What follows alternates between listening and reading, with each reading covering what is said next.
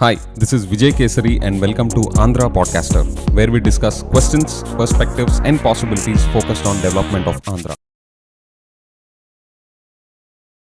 ఓర్వకల్ని drone సిటీగా declare చేస్తా ఒక 300 ఏకర్స్ దానికి అలొకేట్ చేశారు. అండ్ అక్కడ కామన్ ఫెసిలిటీస్ క్రియేట్ చేసి ఫర్ R&D టెక్నాలజికల్ అడ్వాన్స్మెంట్స్ గురించి ఇండస్ట్రీ బాడీస్ కానీ పొలిటికల్ స్టేక్ హోల్డర్స్ కానీ పాలసీ మేకర్స్ బ్యూరోక్రాట్స్ వీళ్ళందరూ కలిసి ఒక కమిటీలో ఫామ్ అయ్యి ఆ డ్రోన్ సిటీలో ఆ ఎకోసిస్టమ్ ఫ్లరిష్ అయ్యేలాగా ఎఫర్ట్స్ జరుగుతాయి with Orvakal as a drone city. Okay, this is a good point. And ఈ పాలసీలో ఇన్వెస్ట్మెంట్స్ని అట్రాక్ట్ చేయడానికి వాళ్ళు 20% capital investment subsidy, ₹1 per unit subsidy on electricity capped at 1 lakh annually for 2 years and 100% exemption on state GST for 3 years and 100% exemption on land conversion fees, layout approval and reduced land lease rates for 3 years. Okay, ఇలాంటి incentives ఇస్తున్నారు.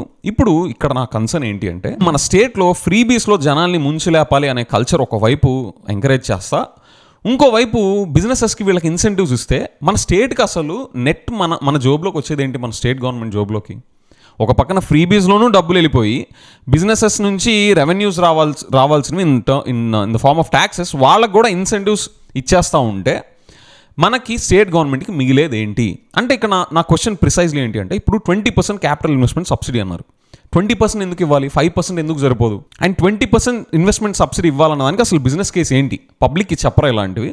And also పెద్ద పెద్ద intellectuals వీళ్ళందరూ కూడా Indian states అన్నిటి మీద ఏం comment చేస్తున్నారు? ఫైనాన్షియల్ డిసిప్లిన్ మెయింటైన్ చేయాలి అని చెప్పేసి అంటున్న టైంలో మనం ఒకవైపు ఫ్రీబీస్లోనూ జనాల్ని ముంచులేపడానికి అటు డబ్బులు ఖర్చు పెడతా, ఒకవైపు ఈ బిజినెసెస్కి ఎంత పడితే అంత ఇన్సెంటివ్స్ ఇస్తూ ఉంటే ఇంకా అసలు స్టేట్ గవర్నమెంట్ టోపీ పెట్టుకోవాలా?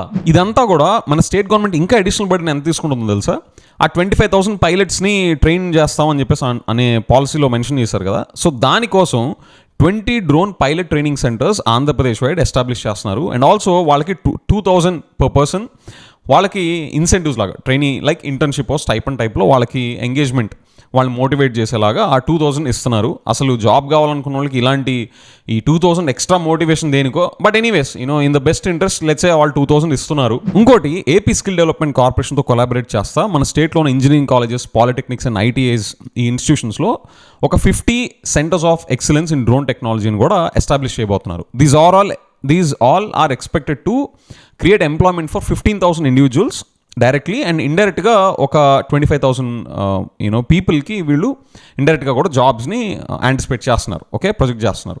అండ్ ఆల్సో దీనికి తోడు institutions who are conducting research projects, okay, వాళ్ళకి 20 lakhs గ్రాంట్ కూడా గవర్నమెంట్ ఇస్తుంది. Okay, so the point is ఒకవైపు మనం ఫ్రీబీస్లో జనాల్ని ముంచులేపడానికి డబ్బులు ఖర్చు పెడతా, ఇంకోవైపు ఈ కంపెనీస్ రావడానికి వాళ్ళకి ఇన్సెంటివ్స్ ఇస్తా, అండ్ ఇంకోవైపు మన వర్క్ ఫోర్స్ని డెవలప్ చేయడానికి మనం వీళ్ళకి ఈ ఇన్స్టిట్యూషన్స్ కానీ సెంటర్స్ ఆఫ్ ఎక్సలెన్స్ కానీ లేదా రీసెర్చ్ని బూస్ట్ చేయడానికి గ్రాంట్స్ ఇస్తున్నాం. ఓకే, ఈ పార్ట్ చాలా మంచిది.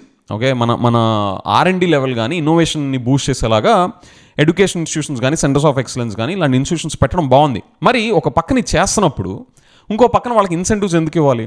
పైగా 20% క్యాపిటల్ సబ్సిడీ ఎందుకు ఇవ్వాలి? 5% సరిపోదా? ఆర్ 1%కు సరిపోదా? అసలు ఎందుకు ఇవ్వాలి వాళ్ళకి capital subsidy?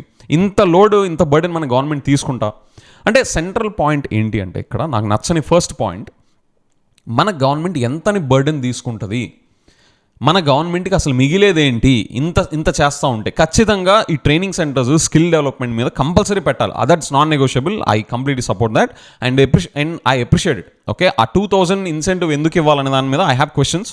But in principle నాకు స్కిల్ డెవలప్మెంట్ మీద పెట్టే ప్రతి రూపాయి I'm for it. But rest of the incentives I don't see any business case here. What is a business case?